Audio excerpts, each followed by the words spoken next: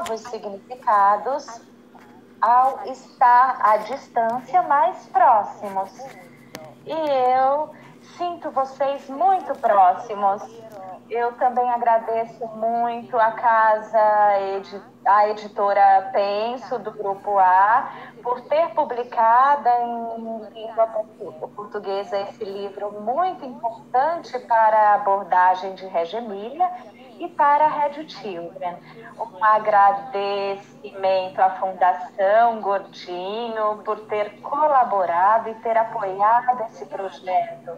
Um projeto editorial, a edição brasileira desse livro, ao qual foi reconhecido um importante papel para a formação dos professores, como foi enfatizado, um importante papel para contribuir e fazer conhecer e difundir a experiência educativa de Reggio Emilia.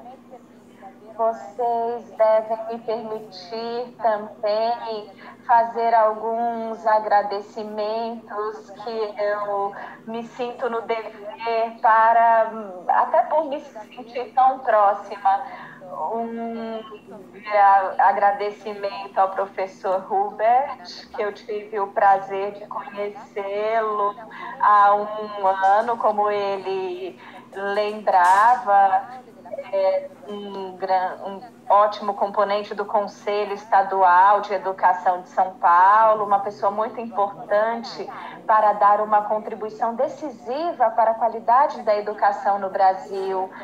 Um agradecimento também à Adriana Kipperman, que como diretora de conteúdo do portal, e como ela introduzia, ela teve essa sensibilidade, essa capacidade de conseguir fazer conhecer a experiência educativa de Reggio.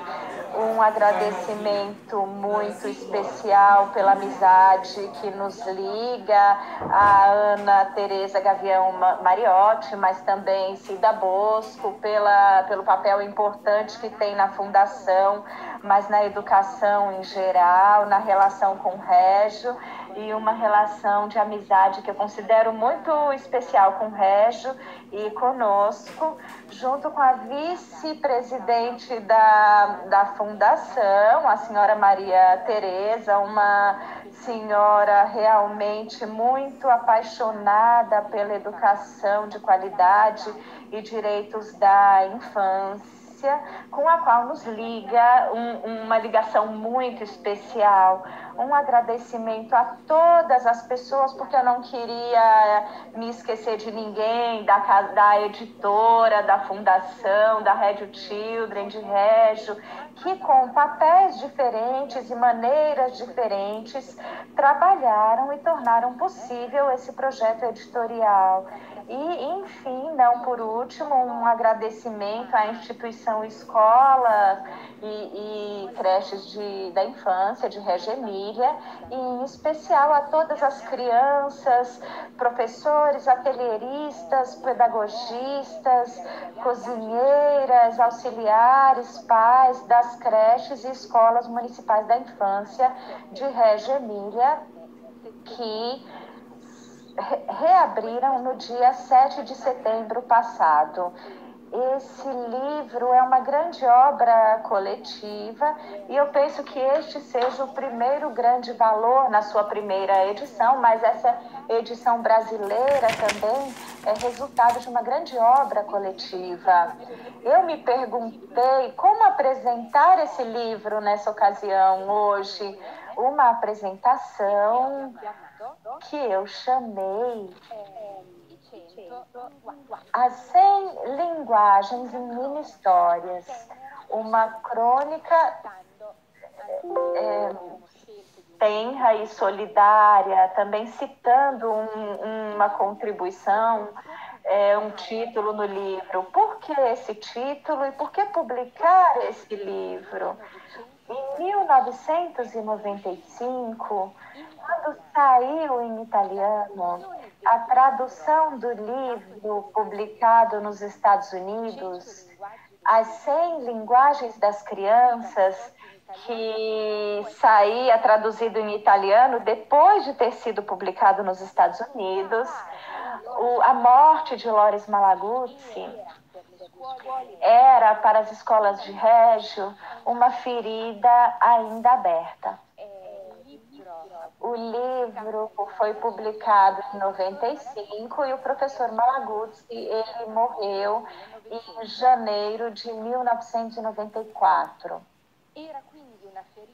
Era uma ferida ainda aberta e a ideia de inserir no livro das 100 linguagens em italiano muitas mini histórias, breves documentações por imagens, foi também, sobretudo, uma homenagem ao seu otimismo e à sua inalterada consciência da inteligência das crianças e da preciosa possibilidade para a escola de ser documentada, a possibilidade que a escola tem de documentar e observar as inteligências das crianças. Malaguzzi era muito entusiasmado com as primeiras formas de documentação comunicadas através dessa nova modalidade de mini-histórias. Era uma modalidade mostrava fragmentos de vida inesperados e capazes de testemunhar memórias, gestos, maneiras de pensar do mundo da infância, muito frequentemente esquecido quando se fala de crianças e de aprendizagem. Ele era muito entusiasmado com essa maneira de devolver, que é o ponto central de cada processo educativo. As mini-histórias é uma forma de documentação e comunicação que teve início em 1985. Em pouco tempo foi adotada originalmente, junto com outras formas de documentação, por todas as creches e escolas da infância de Reggio Emília. Porque essa nova forma de documentação tinha esse sucesso. Porque era uma forma em sintonia com uma abordagem ao trabalho com as crianças que procurava com muita curiosidade e carinho entender mais e aprofundar mais os seus pontos de vista, os pontos de vista das crianças. O aspecto mais relevante, talvez, não sempre bem compreendido por quem não praticou no seu trabalho cotidiano, é como, através dessa modalidade de comunicação, são tantos e significativos os encontros de conhecimento do mundo das crianças e das suas maneiras de aprender. Fotografar as crianças, as relações entre elas e com o que estão fazendo. Requer, por parte do adulto e dos professores, uma atenção muito alta, uma capacidade previsional aberta ao inesperado. Requer um conhecimento não só das crianças, mas também da linguagem fotográfica, para que seja capaz de escolher, dar expressividade aos acontecimentos e não só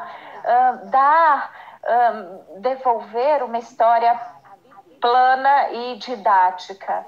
Aprende-se a ver e não só a olhar. Esse é um treinamento precioso para uma educação visual sensível, que tem recaídas na didática e na didática cotidiana com as crianças. As mini-histórias, essas formas de documentação publicadas no livro, são capazes hoje também, depois de tantos anos, de nos devolver com inalterado interesse as possibilidades de entrar na ponta dos pés com afeto, carinho, solidariedade, em um planeta pouco conhecido, nos ensinando não só a colher o que acontece todos os dias na frente dos nossos olhos, muito frequentemente míopes, mas também nos ensinando a ativar o desejo de acrescentar às histórias aqui apresentadas outras histórias. Esse é um convite que eu faço para vocês, ativar em vocês o desejo de acrescentar outras histórias às histórias que vocês encontram no livro. Uma espécie de coleção de documentações capazes de serem encontradas em culturas diferentes, em ambientes diferentes, permitindo interpretações e confrontos enriquecedores. Então, eu aproveito a ocasião de hoje para falar para vocês acrescentarem outras histórias às histórias desse livro. E juntas nós vamos construir uma grande coleção de documentações. A máquina fotográfica é ainda um instrumento muito importante, mas se acrescentaram também outros instrumentos, como o vídeo, que eu vou mostrar um testemunho para vocês depois. E isso modificou também, em parte, a escuta da visão e do clique fotográfico. O digital é muito diferente do analógico, então é importante que a utilização das mídias de documentação sejam sentidas como próprio pelas professoras.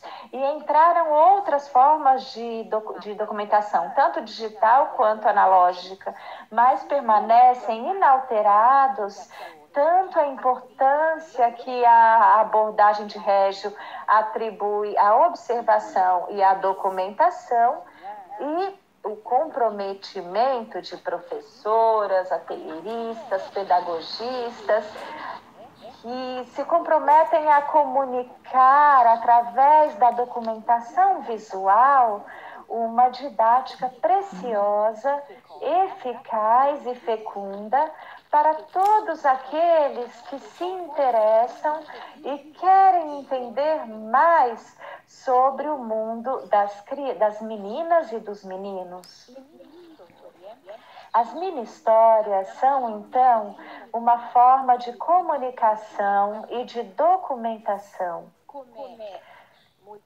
Como muitos de vocês sabem, a documentação é um traço fundamental, é parte integrante e estrutural da experiência educativa de crianças e adultos nas creches e escolas municipais da infância de Reggio Emília. Por que a documentação é um traço fundamental? Falamos de educação participada. A educação participada é uma atitude ativa de escuta entre adultos, crianças e ambiente. É uma premissa e um contexto de cada relação educativa. É uma atitude ativa de escuta. A escuta é um processo permanente que alimenta reflexões, acolhimentos e a abertura para si e para o outro. É uma condição indispensável para o diálogo e para a mudança. A atitude de escuta aumenta a atenção e a sensibilidade para os cenários culturais, de valores e políticos da atualidade. A creche e a escola da infância são, para nós, sempre contextos de escutas plurais. E tem, então, a responsabilidade de favorecer e tornar visíveis esses processos através da documentação pedagógica. Como eu disse antes, a documentação é parte integrante e estrutural.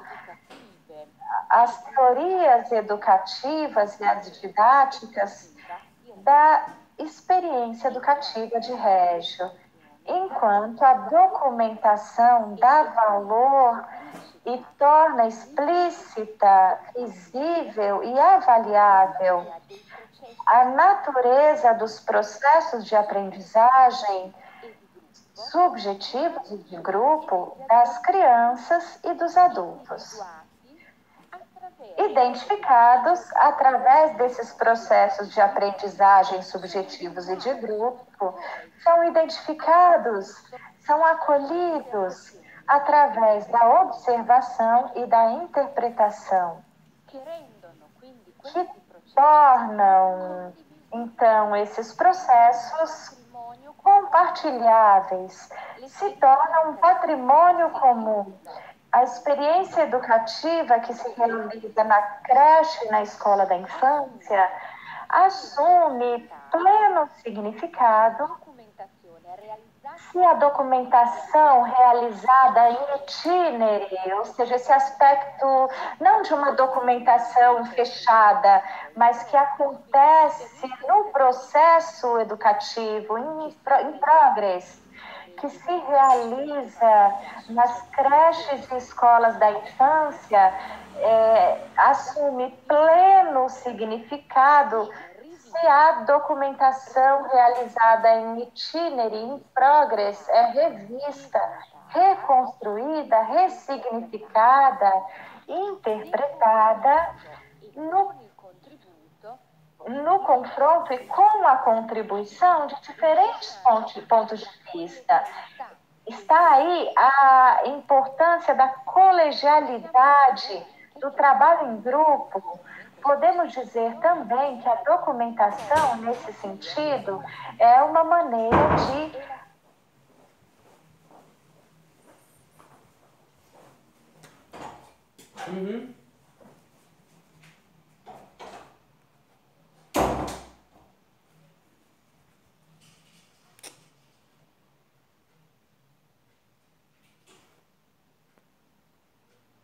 atuar, colocar em ato a didática na sua realização, diferenciando os percursos didáticos em relação às diferentes subjetividades das crianças e do grupo, entrelaçando e tornando complementares e interdependentes o ensino e a aprendizagem individual e de grupo.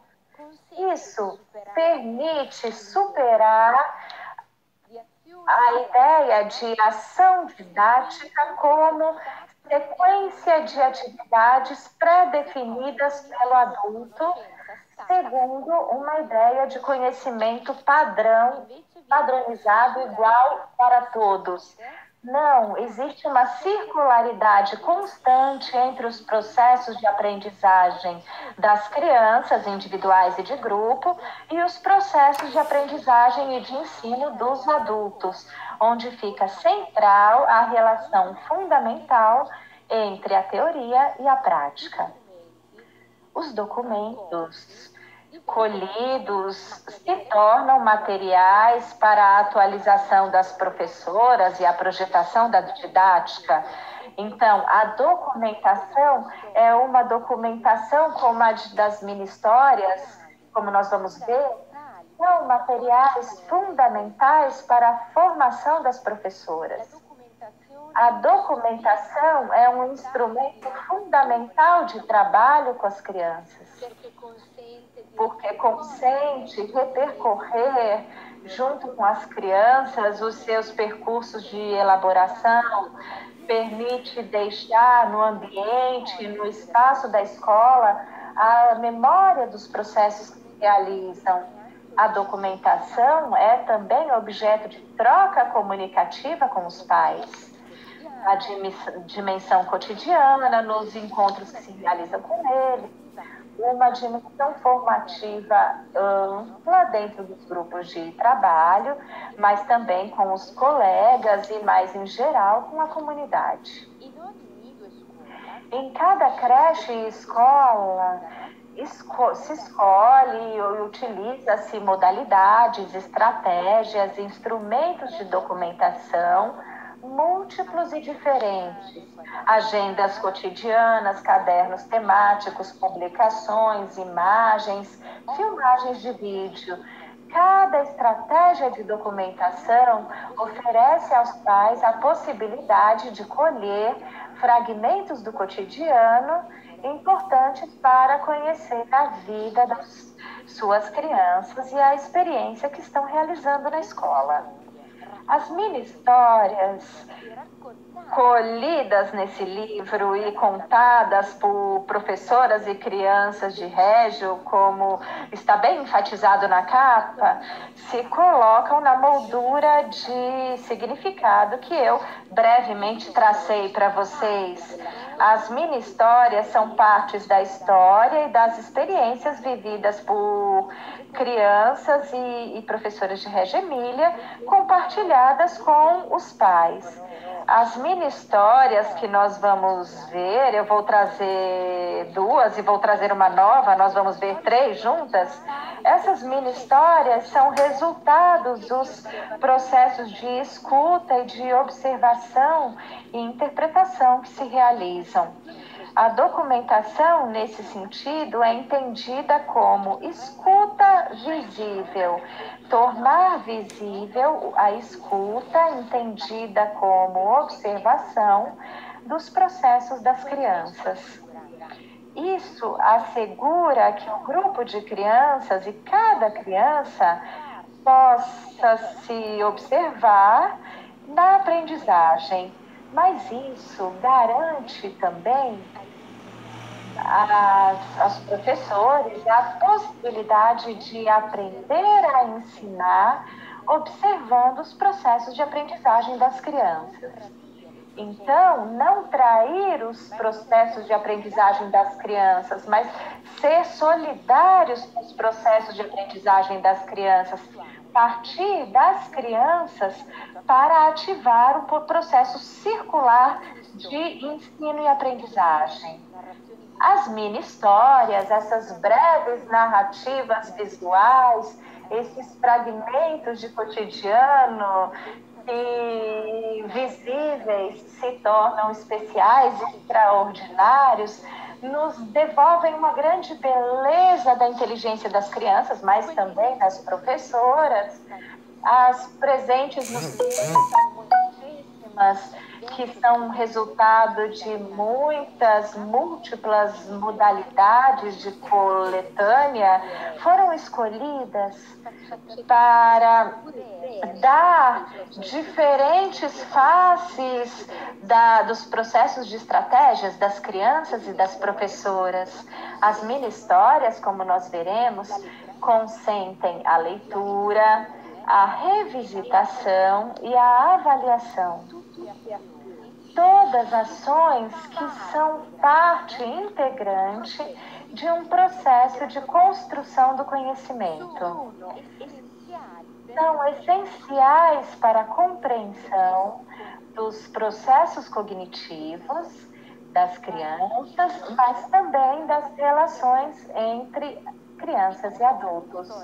Eu vou mostrar uma mini história presente no livro e compartilho com vocês algumas das que eu decidi compartilhar com vocês, que para mim têm significados formativos e interessantes. Eu poderia escolher muitas, teria sido muito bom, mas teremos outras ocasiões. Mas eu tive que escolher 3.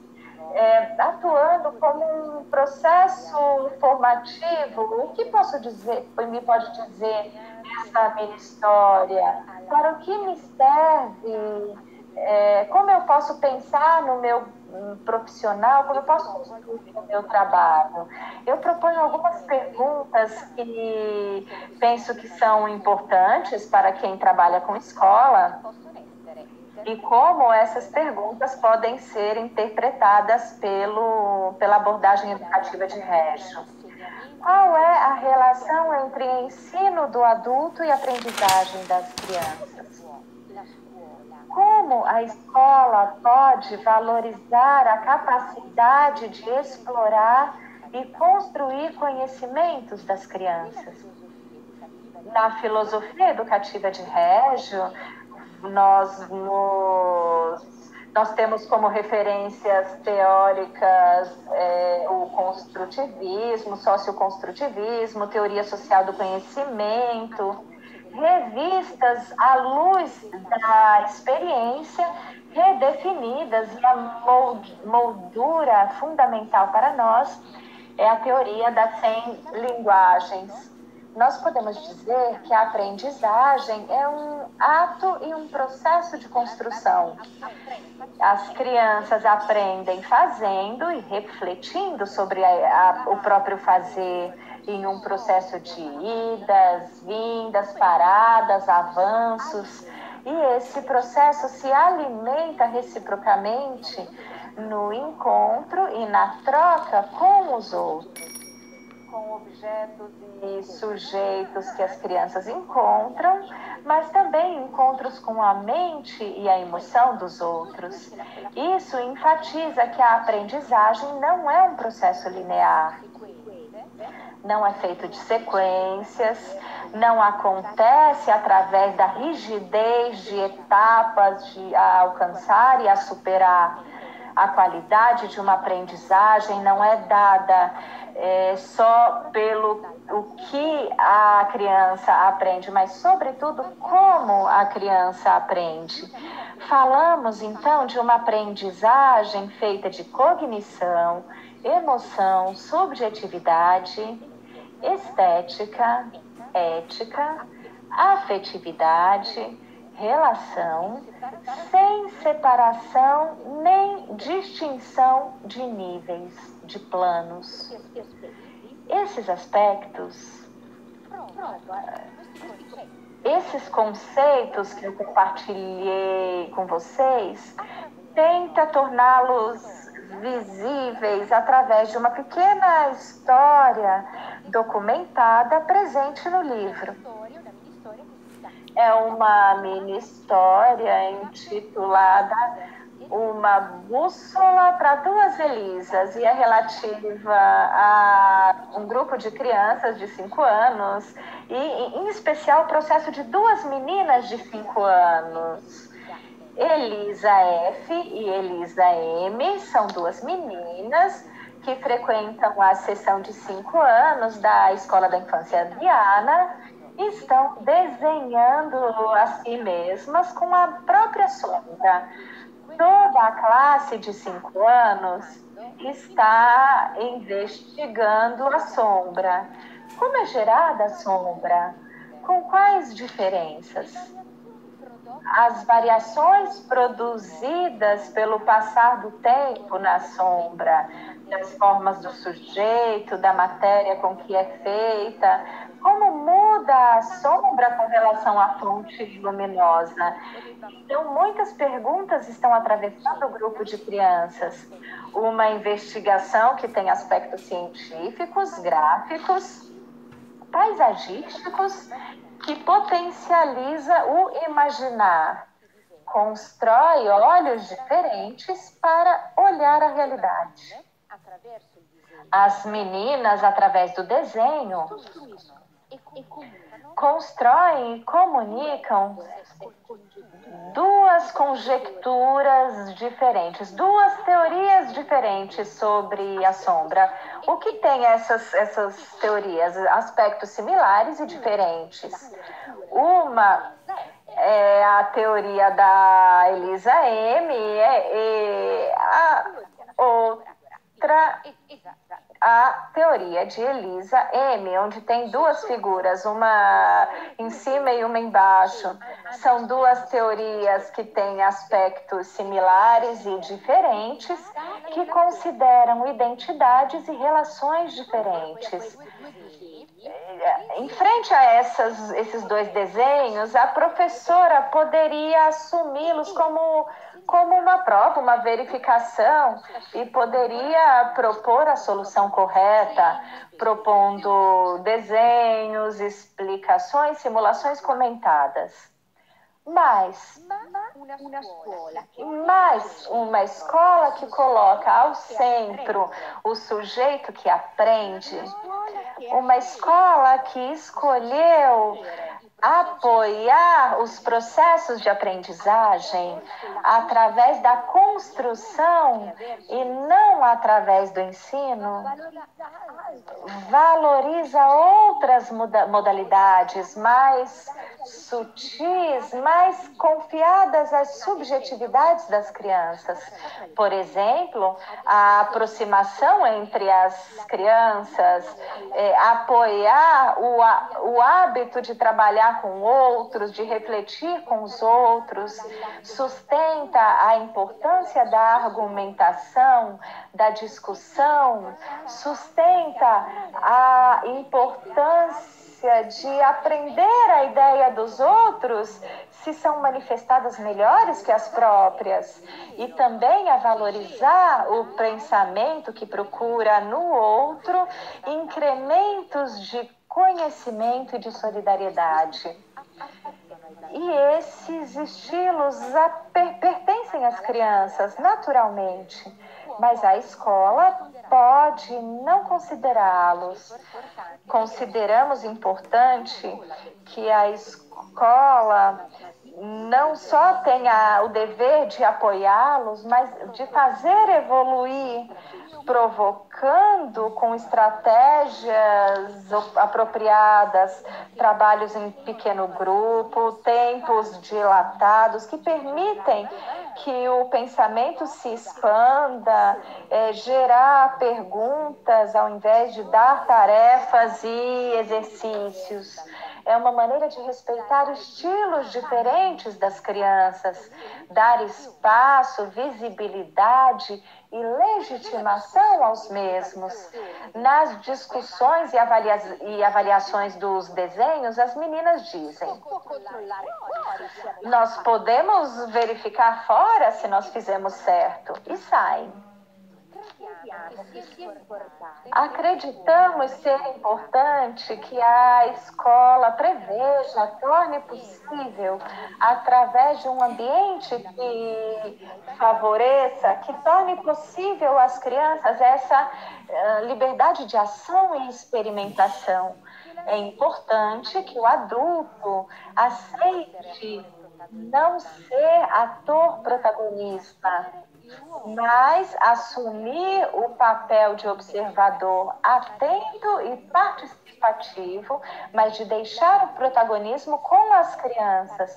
O adulto, o professor, participa escutando, observando e documentando a sua escuta e, portanto, os processos das crianças. As duas Elisas procuram um lugar exposto em pleno sol e fazem tentativas. Então, a importância de deixar esse tempo de experimentação, há uma participação verdadeira no problema, é uma tensão positiva e intensidade de conhecimento, expressa também nas posturas das crianças, nas suas mímicas. Elisa F., a menina vestida de branco, comenta: para mim, eu errei um pouquinho. A minha sombra verdadeira é toda preta, grudada nos pés, e essa do desenho não é assim. A menina diz: eu acho que eu errei um pouquinho. Eu acho. na minha opinião, é uma expressão extraordinária do pensamento, abrir o espaço da dúvida, que é o espaço do possível, o espaço possível da criatividade do pensamento. Significa haver consciência do próprio pensamento, que nasce e expressa o que antes não tinha, que expressa uma nova ideia que se faz espaço, porque expressa um ponto de vista, o próprio ponto de vista. E não é uma teoria que pode ser expressa só quando está correta e é verdade. Não, as crianças podem expressar enquanto elaboram. É uma consideração que abre para o ponto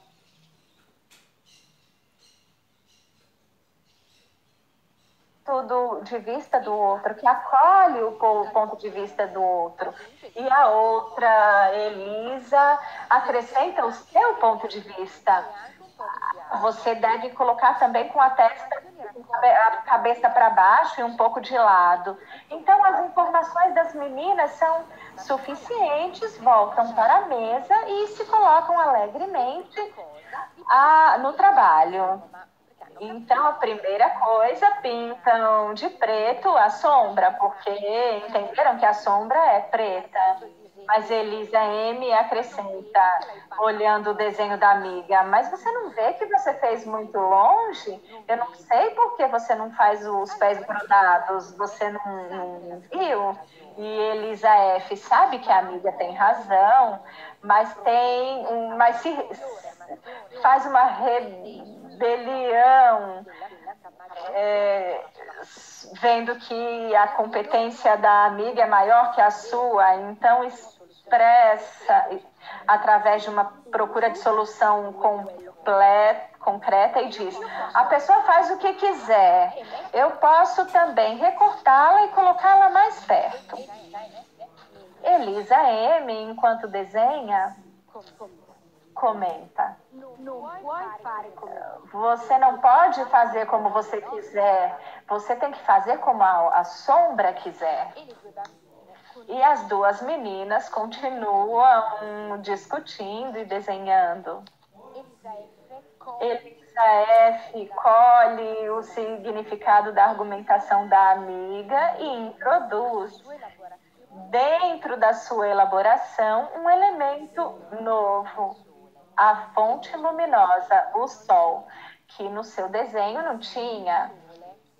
O sol é mais fácil, tem que ser do outro lado da criança, eu sei já.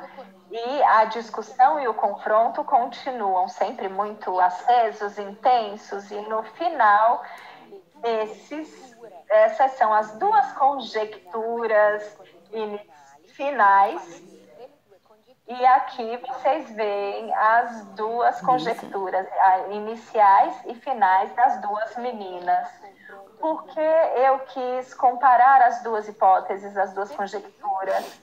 Porque as duas conjecturas iniciais se tornaram, no percurso exploratório, no percurso de troca de hipóteses, de verificações, de ajustes progressivos, duas elaborações interessantes sobre a relação entre a fonte luminosa e a sombra. Vejam como é interessante gerar esses confrontos e como a documentação, essas pequenas histórias, tornam realmente visíveis os processos das crianças e nos permitem muitas reflexões, um incremento de consciência para nos tornarmos professoras mais competentes. Antes de tudo, um incremento, um aumento de conhecimento diferente para as crianças, que foi possível através da cooperação do pensamento. Um incremento frutífero para ambas. Eu acredito que neste testemunho seja também visível que a aprendizagem é vista pela escola, tornada visível como um processo criativo e de pesquisa pessoal e colaborativa. As crianças podem aumentar não só os seus conhecimentos, mas também a sua consciência de como se constrói a aprendizagem, através de quais estratégias, teorias, argumentações.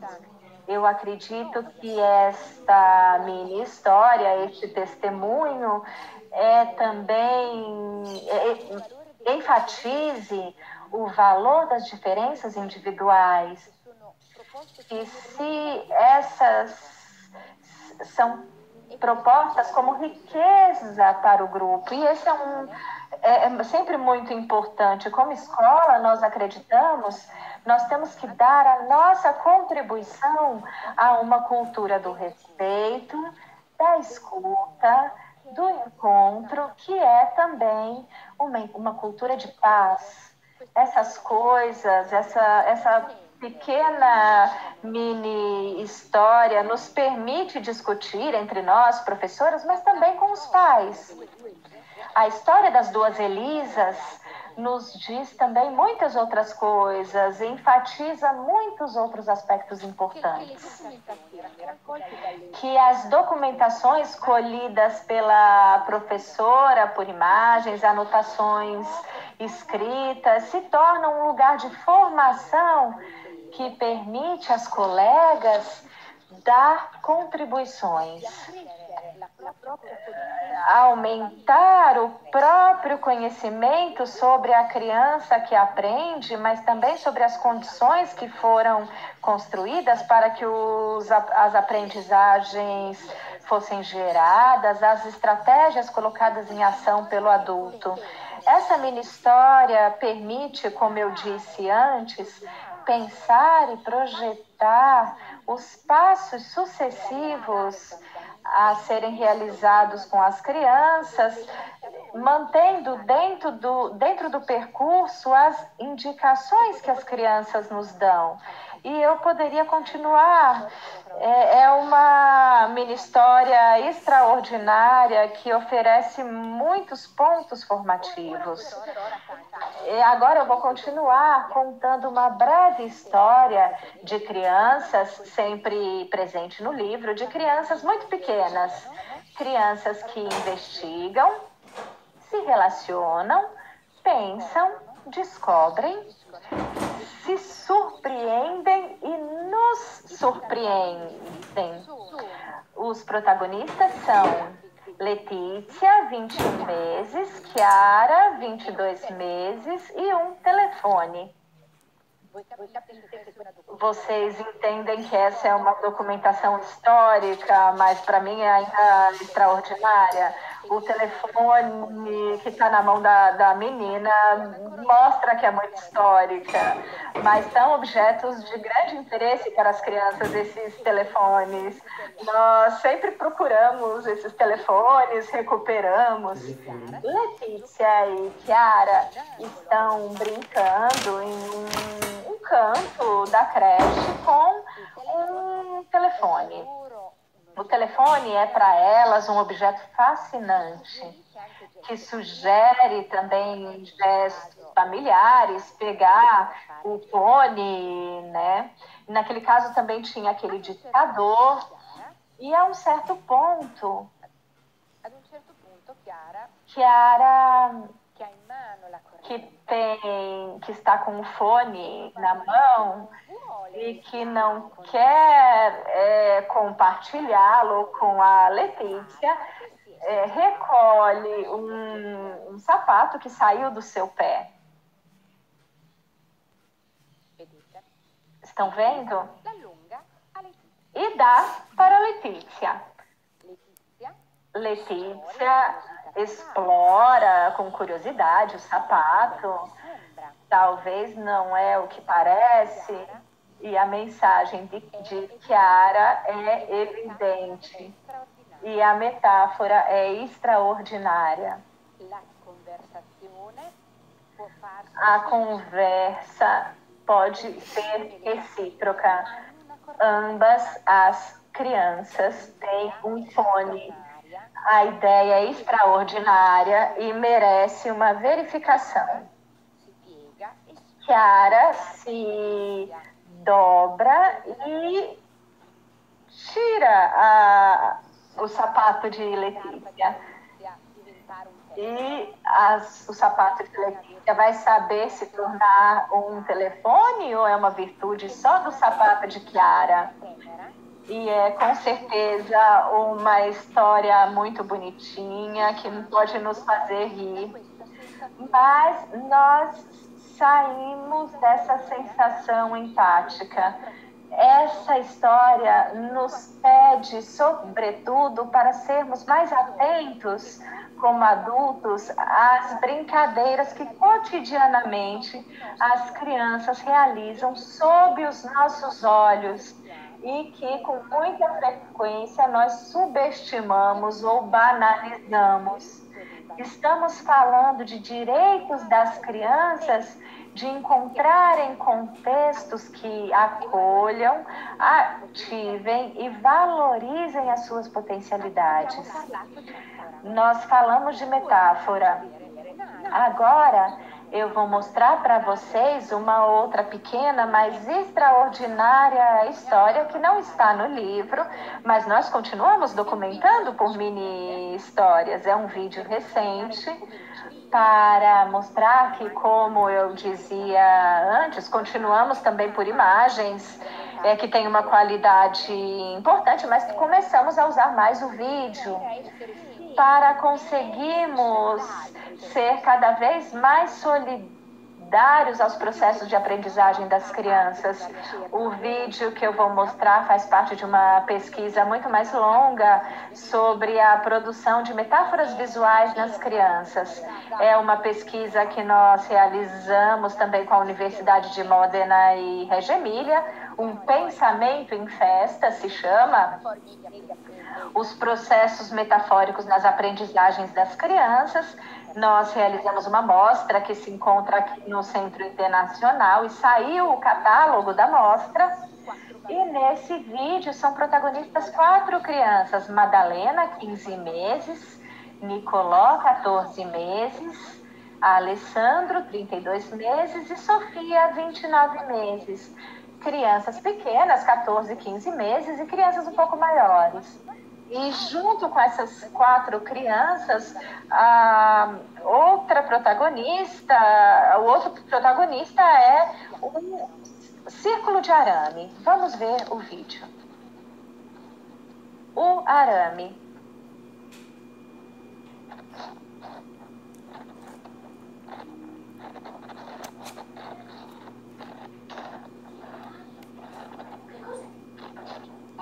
O que é? É uma água viva. Está aqui a água viva. Como faz aquela água viva? Ela um pouco pula. E esse é um menino que joga bola. Um monstro. Tem um monstro. Se chama monstro de chama. Mas voa, assim pode voar.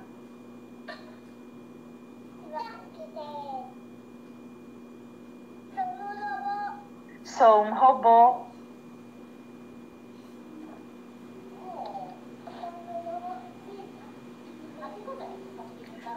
Mas o que te fez virar um robô? A minha super máscara.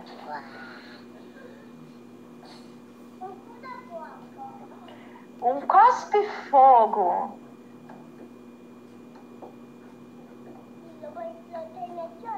O robô entrou em ação? Sou o robô chama. O que você disse que era isso? Uma água viva? Vamos ver bem então essa medusa. faz assim, splash, splash, splash, e sai. E onde ela se pousa?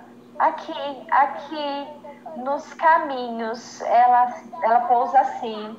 E depois ela vira uma borboleta. Voa, voa, voa no céu.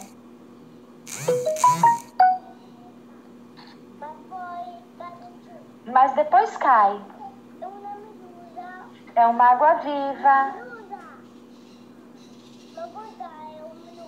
Mas essa é uma lagarta. Mas depois ela vira uma borboleta.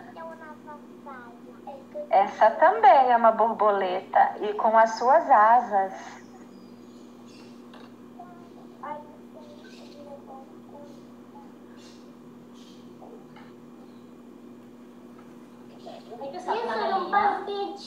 Eu sou um doceiro.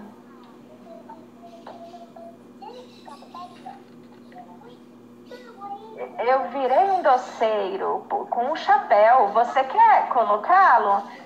Eu quero um grande.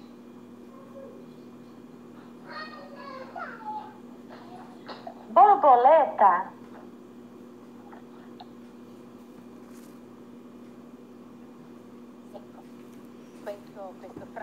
Este fragmento sempre de vídeo de uma cotidianidade na nossa creche. Nós poderíamos fazer muitos comentários. Esse vídeo eu acho que mostra como crianças pequenas, estão à escuta das peculiaridades do material, nesse caso, o arame. Por que eu digo isso? Atentos à flexibilidade, à dinâmica transformadora e colhem todas as sugestões. Eu acho também que esse contexto é ainda muito evidente como as aprendizagens das crianças é um processo que une o movimento, o gesto, a sonoridade, a palavra, para dar forma a imaginários e a novas representações. Esse vídeo é de poucos anos atrás, não foi feito hoje, mas penso que nos permite, e esse é um papel da documentação, fazer algumas reflexões sobre o contexto atual.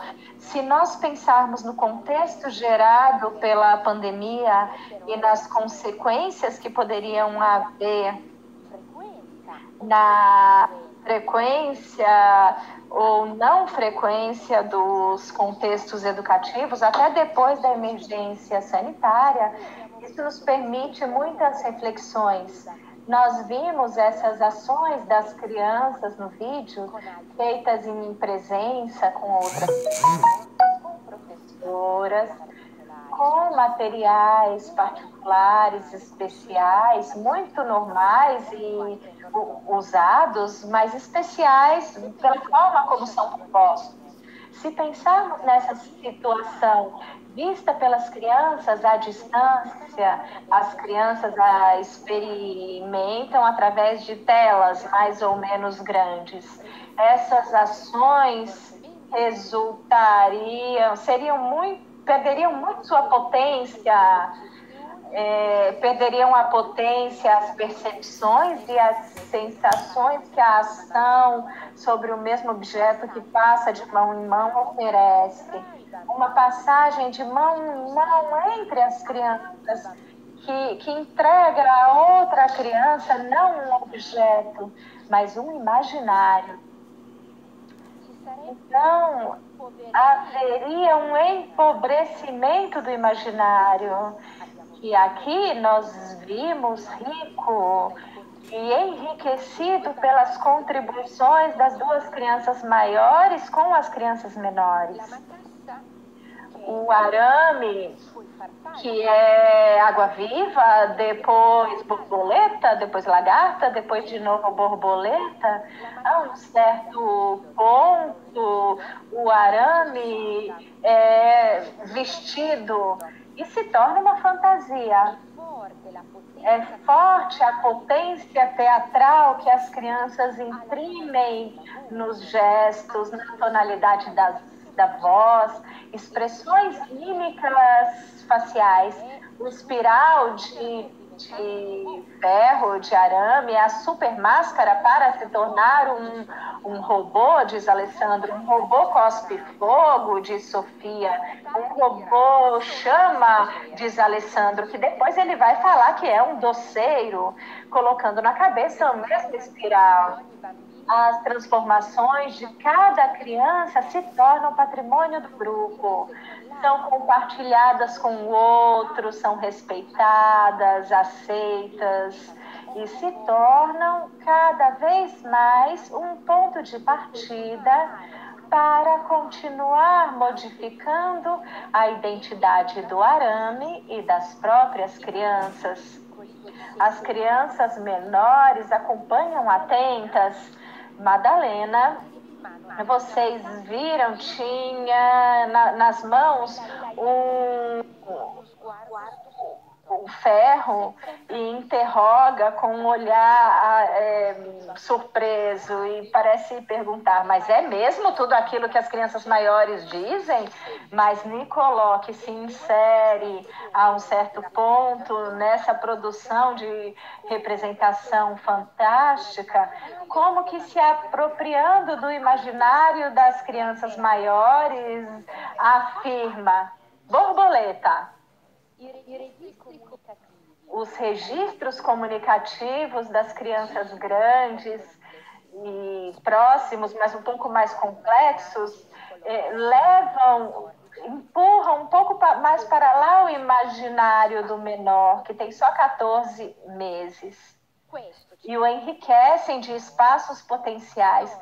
E isso nos permite as mini histórias solidárias que tornam visíveis a inteligência das crianças e das professoras, a extraordinária cotidianidade e a maravilha de cada cotidiano. Poderíamos continuar. Muitas são as histórias que vocês vão encontrar, vão ler nesse livro que eu espero que vocês tenham nas mãos de vocês.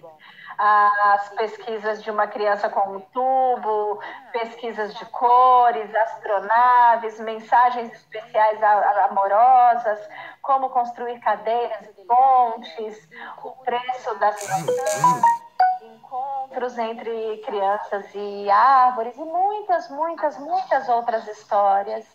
E na base tem sempre o que dizia o professor Malaguzzi. Eu gostaria de concluir essa contribuição de hoje com uma frase sua. Esse ano são 100 anos de nascimento do professor Malaguzzi. 1920, 2020, um ano difícil pela pandemia, mas que continuamos intitulando Ao contrário, o 100 existe. E ele dizia, a tese é que se não aprendemos a escutar as crianças, nos será difícil aprender a arte de estar e de conversar em sentido físico, formal, ético, simbólico com elas. Não só será difícil para nós, talvez impossível, entender como e por que pensam e falam, o que fazem, perguntam, conjecturam, teorizam, desejam, quais mensagens privilegiam, quais procedimentos exploram e escolhem para ganhar afetos e conhecimentos. Enfim, o convite é o de escutar o que às vezes não temos tempo e paciência para escutar, e que não é outra coisa a não ser um extraordinário laboratório à criança que está do nosso lado. Eu agradeço muito pela escuta. Convido vocês a lerem com carinho e solidariedade esse livro e a escutar, observar com carinho e solidariedade as crianças de vocês, a tornar visíveis os processos de aprendizagem das crianças, mas os de vocês também, para contarem as histórias de vocês. Eu agradeço muito pela participação de vocês hoje e eu espero termos outras ocasiões de encontro à distância, mas espero também em presença. Espero voltar logo ao país de vocês, que eu tive o privilégio de encontrar as paixões de vocês e a procura de qualidade para a educação e para a escola. Eu agradeço novamente muito por todos os que tornaram possível essa publicação, a edição brasileira das mini-histórias, e passo a palavra a Emanuela Vercalli. Um grande abraço a todos.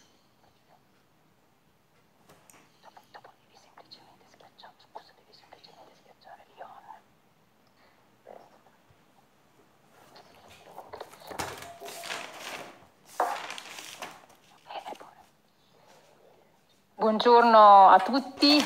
Bom dia a todos, sou Emanuela Vercalli, responsável pelas relações internacionais de Radio Children.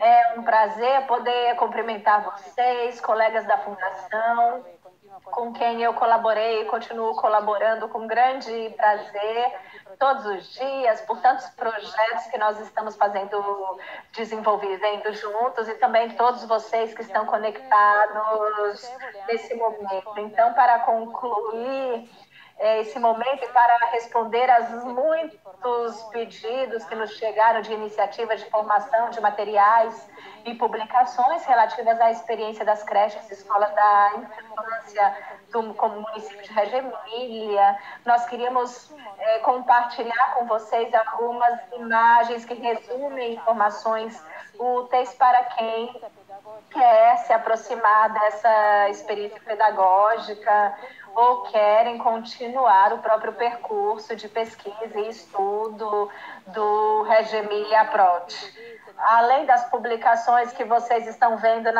traduzidas em português, com algumas indicações de onde encontrar, indicações, como dizia a Cláudia Judith, que nasceram de experiências e projetos desenvolvidos por crianças e adultos dentro das creches e escolas da infância de Reggio Emília.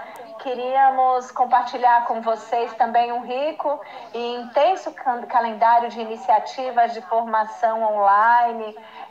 São webinars, são iniciativas que nós gostamos muito. Claro que gostaríamos de acolher vocês presencialmente aqui, esperamos que isso aconteça em breve, porque é sempre melhor os encontros pessoais. Mas essas iniciativas nasceram da colaboração entre a Radio Children e Rede Solar, que é parte do Network Internacional, e essas são as datas que vocês podem se inscrever ainda. Por exemplo, amanhã tem um webinar dedicado às 100 linguagens das crianças.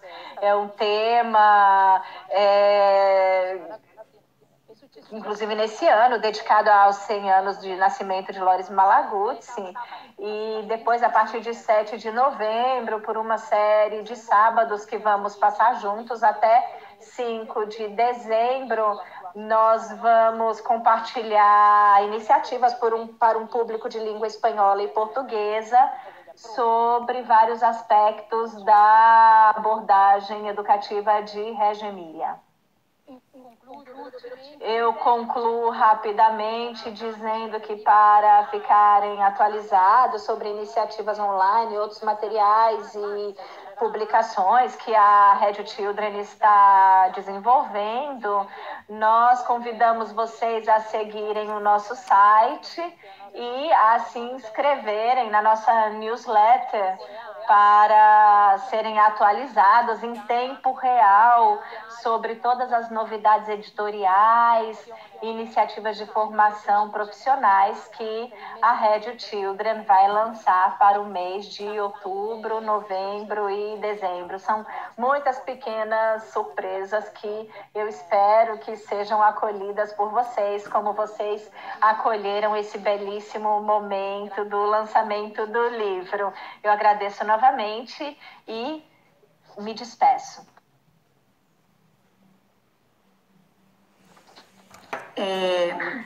Chegamos ao fim dessa belíssima manhã, né? Com tantas aprendizagens aí de Régio Emília, dialogando aqui com o nosso contexto brasileiro.